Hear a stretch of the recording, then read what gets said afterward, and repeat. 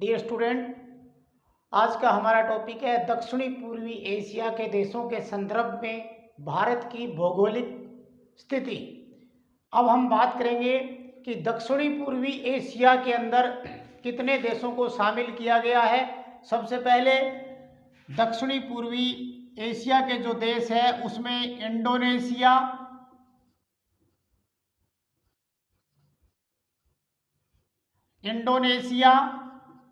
दूसरा इसका देश है म्यांमार, जिसे बर्मा भी कहते हैं, तीसरा इसका देश है थाईलैंड,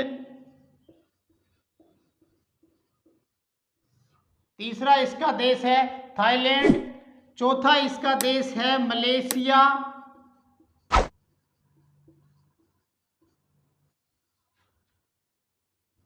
पांचवा इसका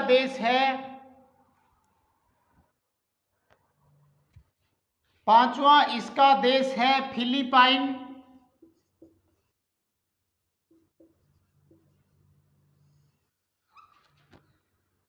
छठा इसका देश है लाओस,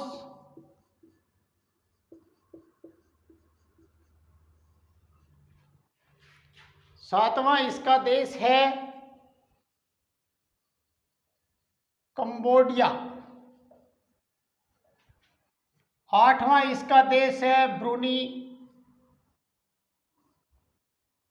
नौवां इसका देश है हांगकांग, 10वां इसका देश है सिंगापुर,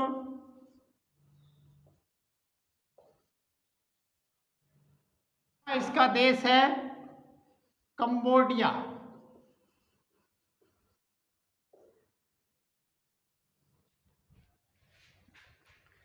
तो यहां पर इंडोनेशिया का क्षेत्रफल सर्वाधिक है, क्षेत्रफल है इंडोनेशिया का सर्वाधिक, और सबसे कम क्षेत्रफल है सिंगापुर का।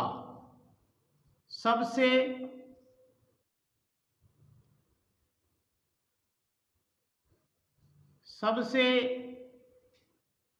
कम क्षेत्रफल सिंगापुर का है।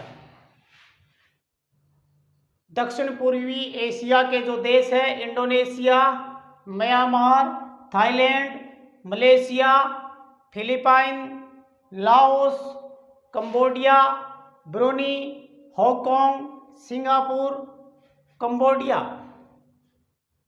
अब हम बात करेंगे क्षेत्रफल में। दक्षिणी पूर्वी एशिया के देशों में सबसे अधिक क्षेत्रफल जिसका है वो है इंडोनेशिया, और सबसे कम क्षेत्रफल है सिंगापुर का। दक्षिणी पूर्वी एशिया के जितने भी देश हैं उनका भारत के साथ भौगोलिक स्थिति को स्पष्ट निम्न बिंदुओं से कर सकते हैं।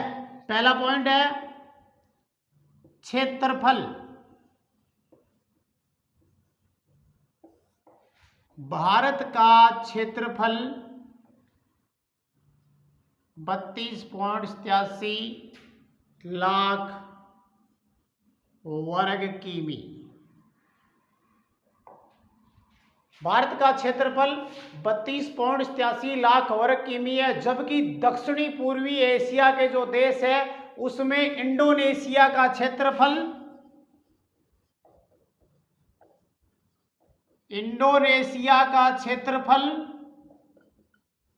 19.19 लाख वर्ग किमी।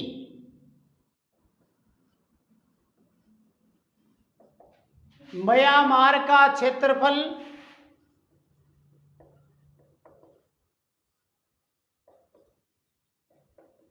6.78 लाख वर्ग किमी।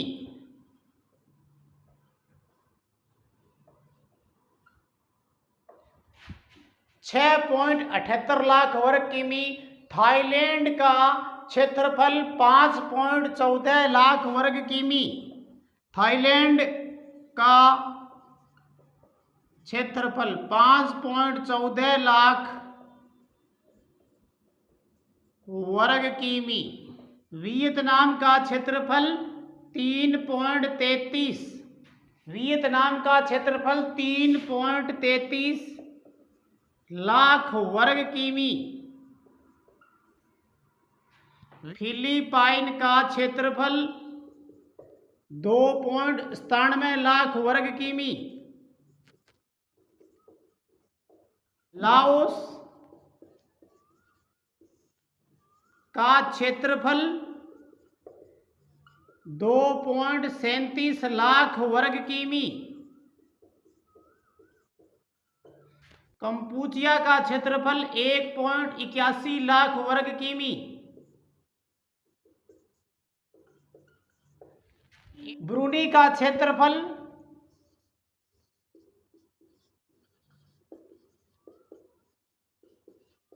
0.06 लाख वर्ग किमी। हांगकांग का क्षेत्रफल 0.01 लाख वर्ग किमी। सिंगापुर का क्षेत्रफल 0.006 लाख वर्ग किमी। यदि दक्षिण पूर्वी एशिया के देश देखे जाएं तो इसका क्षेत्रफल क्या है? सबसे कम दक्षिणी पूर्वी एशिया के देशों में इंडोनेशिया का सबसे अधिक क्षेत्रफल है। और यदि इन सब देशों की तुलना भारत से की जाए तो भारत का क्षेत्रफल सबसे अधिक है। सेकंड पॉइंट है हमारा जनसंख्या। 2011 की जनगणना के अनुसार भारत की जो जनसंख्या थी वो 121.08 करोड़ थी। संयुक्त राष्ट्र प्रक्षेप 2015 के अनुसार संयुक्त राष्ट्र प्रक्षेप 2015 के अनुसार इंडोनेशिया की जनसंख्या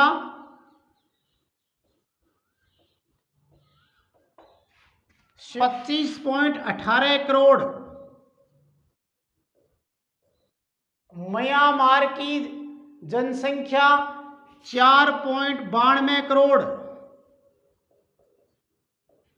4.92 करोड़। थाईलैंड की जनसंख्या 7.89 करोड़। मलेशिया की 2.79 करोड़। फिलीपींस की जनसंख्या 10.10 करोड़। लाओस की जनसंख्या 0.68 करोड़। कंबोडिया की जनसंख्या 1.52 करोड़। सिंगापुर की जनसंख्या 0.54 करोड़। दक्षिण पूर्वी एशिया के देशों की यदि तुलना की जाए भारत के साथ तो भारत की जनसंख्या सर्वाधिक है। और दक्षिणी पूर्वी एशिया देशों में यदि सबसे कम जनसंख्या है 0.54 करोड़, वो है सिंगापुर की। तीसरा पॉइंट है वन। भारत में 2017 में वन क्षेत्रफल जो था वो था 7,08,273 वर्ग किमी। 7,08,273 वर्ग किमी, जो कि कुल भूभाग का कितना था? 21.54%। जो कि कुल भूभाग का 21.54% था। सन 2010 में इंडोनेशिया में कुल वन क्षेत्र था 88.50 मिलियन हेक्टेयर, जो कुल भूमि का 52.1% था। कुल भूमि का 52.1%। म्यांमार का क्षेत्रफल 31.7 मिलियन हेक्टेयर। 31.7 मिलियन हेक्टेयर, जो कि कुल भूमि का जितनी भूमि थी वहां उसकी कुल भूमि का 48% था। मलेशिया का वन क्षेत्र 20.46 मिलियन हेक्टर, फिलीपींस का 7.61 मिलियन हेक्टर, जो यहाँ की कुल भूमि थी उसका 26% था।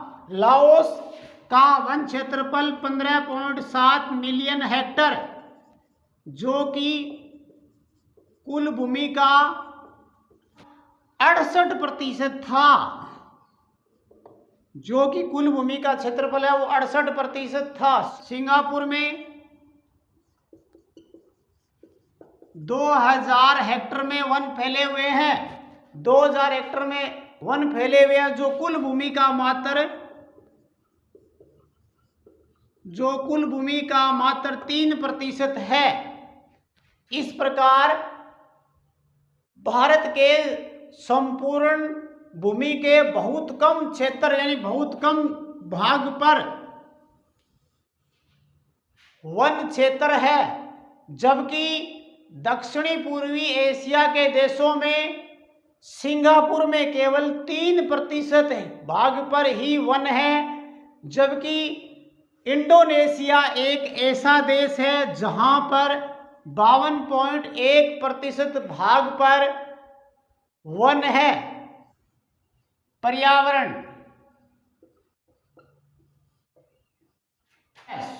वर्ल्ड बैंक एटलस के अनुसार 2011 में भारत में कार्बन डाइऑक्साइड का उत्सर्जन 1.7 टन प्रति व्यक्ति के बराबर था,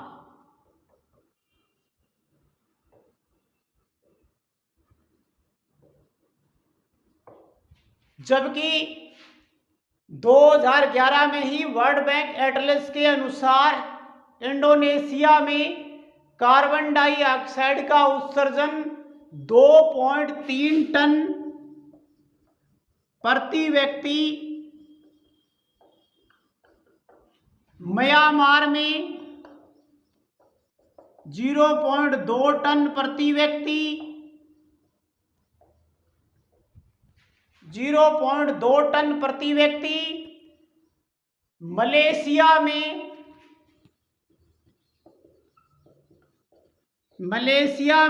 7.9 टन प्रति व्यक्ति, मलेशिया में 7.9 टन प्रति व्यक्ति तथा फिलीपाइन में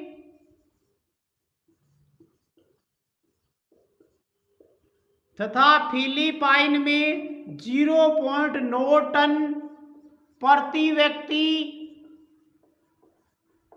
लाओस में 0.2 टन प्रति व्यक्ति, कंबोडिया में 0.3 टन प्रति व्यक्ति, हांगकांग में 5.7 टन प्रति व्यक्ति और सिंगापुर में 4.3 टन प्रति व्यक्ति के बराबर कार्बन डाइऑक्साइड का उत्सर्जन माना गया है। नंबर कृषि, भारत की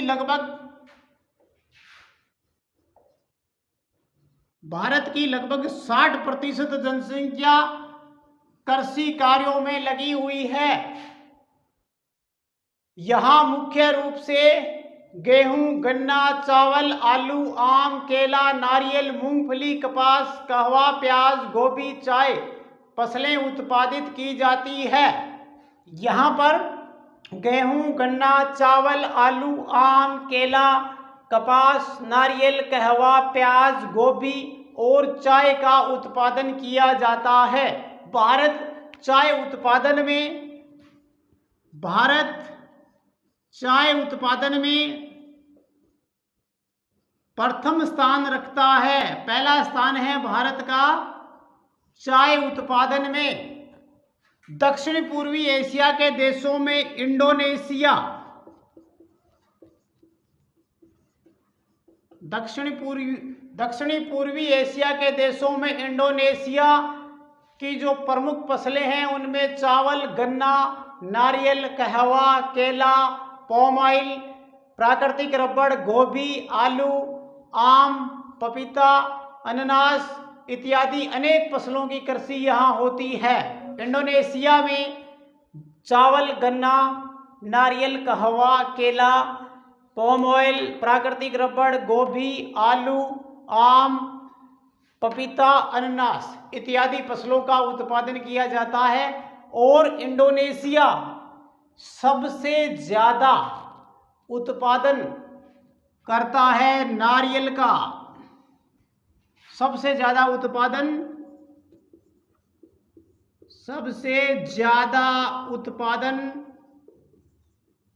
करता है नारियल का। इंडोनेशिया विश्व में सबसे ज़्यादा नारियल का उत्पादन करता है। कृषि में अगला जो दक्षिण पूर्वी एशिया का देश है थाईलैंड। थाईलैंड में प्रमुख रूप से चावल, गन्ना, कहवा, प्राकृतिक रबड़, अनानास, केला, नारियल, आम, सोयाबीन, प्याज इत्यादि अनेक फसलों का उत्पादन होता है। थाईलैंड में चावल, गन्ना, कहवा, प्राकृतिक रबड़, अनानास, केला, नारियल, आम, सोयाबीन, प्याज इत्यादि फसलों का उत्पादन किया जाता है। थाईलैंड प्राकृतिक रबड़ व अनानास के उत्पादन में विश्व में प्रथम स्थान रखता है। प्राकृतिक रबड़ और अनानास के उत्पादन में विश्व का सबसे बड़ा उत्पादक देश है।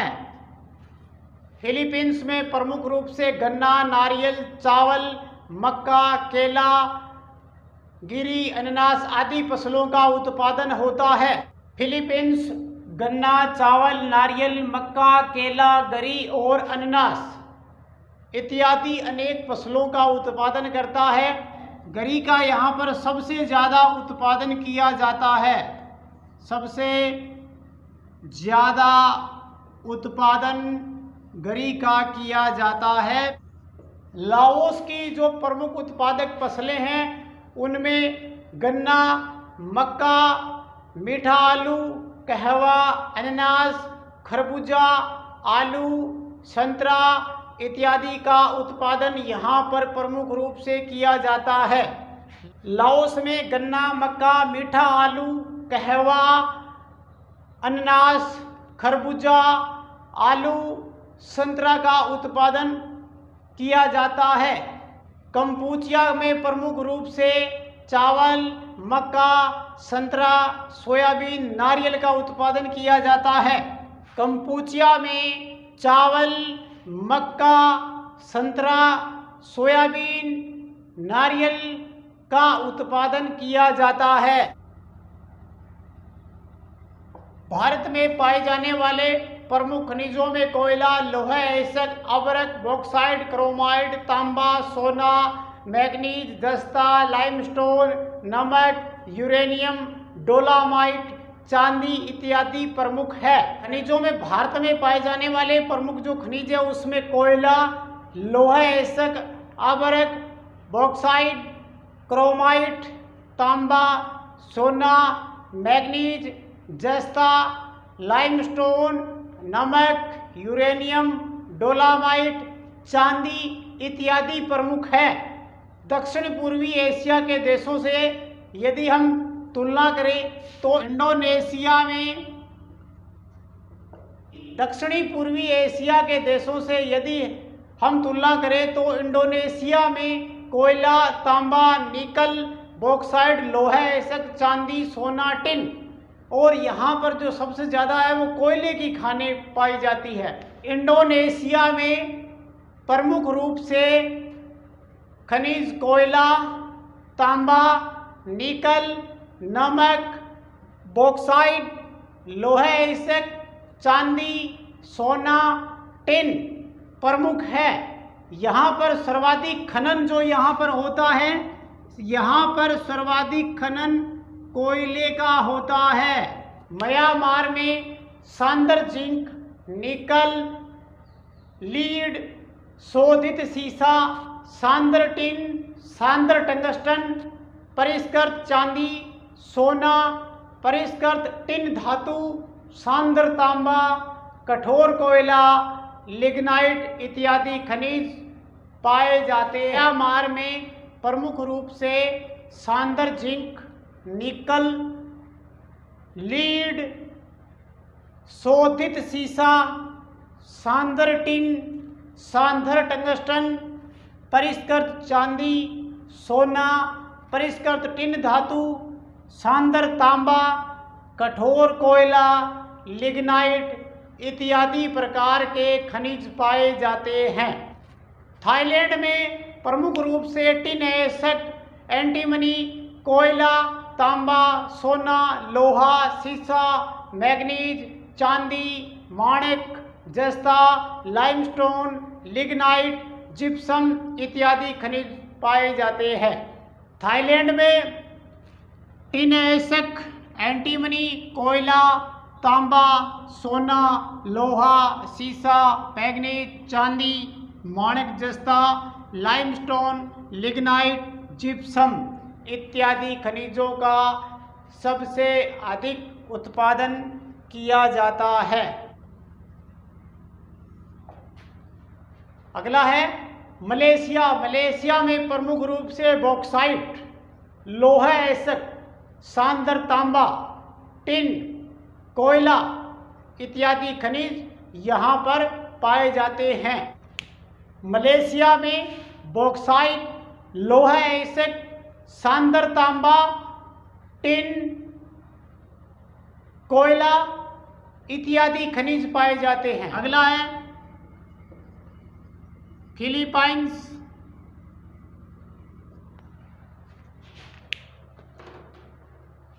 अगला है फिलीपाइंस। फिलीपाइंस में प्रमुख रूप से कोयला, निकल, एशक, तांबा, सिलिका, नमक, क्रोमाइट, सोना, चांदी, ग्रेवल इत्यादि खनिज पाए जाते हैं। फिलीपाइंस में कोयला, निकल, एशक, तांबा, सिलिका, नमक, क्रोमाइट, सोना, चांदी, ग्रेवल इत्यादि खनिज प्रमुख रूप से पाए जाते हैं। अगला है लाओस।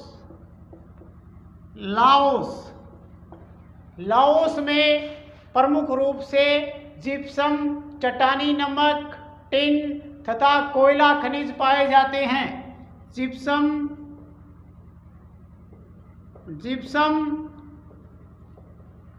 चट्टानी नमक, कोयला, जिप्सम, चट्टानी नमक, कोयला, टिन। यहाँ पर जिप्सम का सर्वाधिक खनन होता है। खनन इसके बाद है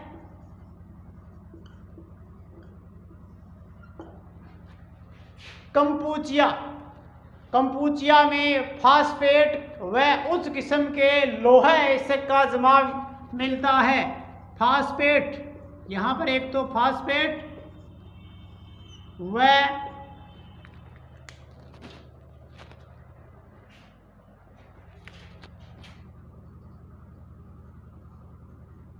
उच्च किस्म का लोहा एशक। कंपूचिया में फास्फेट व उच्च किस्म का लोहा एशक का अत्यधिक जमाव मिलता है। विद्युत। ग्लोबल एनर्जी स्टैटिस्टिकल 2016 के अनुसार भारत में 2015 में 1368 टेरावाट का विद्युत उत्पादन किया गया था तथा विद्युत उत्पादन में भारत विश्व में तीसरे स्थान पर था तथा दक्षिणी पूर्वी एशिया के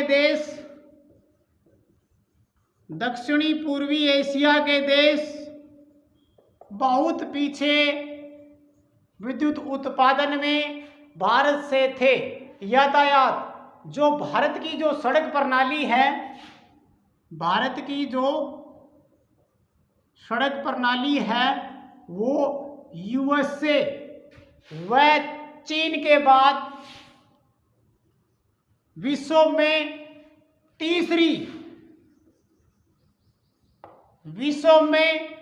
तीसरी विशाल प्रणालियों में एक है। नवीन जो आंकड़े हैं उनके अनुसार भारत देश में सड़कों की लंबाई 56 लाख किमी। 2014 में इंडोनेशिया में सड़कों की कुल लंबाई 4,96,607 4,96,607 किमी। 2006 में थाईलैंड में सड़कों की लंबाई 180 लाख किमी। 2004 में मलेशिया में सड़कों की लंबाई 1,09,333 किमी थी। जबकि फिलीपाइन में सड़कों की लंबाई 2016 में फिलीपाइन में सड़कों की लंबाई 2.16 लाख किमी। 2006 में लाओस में सड़कों की लंबाई 29,811 किमी। म्यांमार में 2010 में सड़कों की लंबाई 34,377 किमी थी।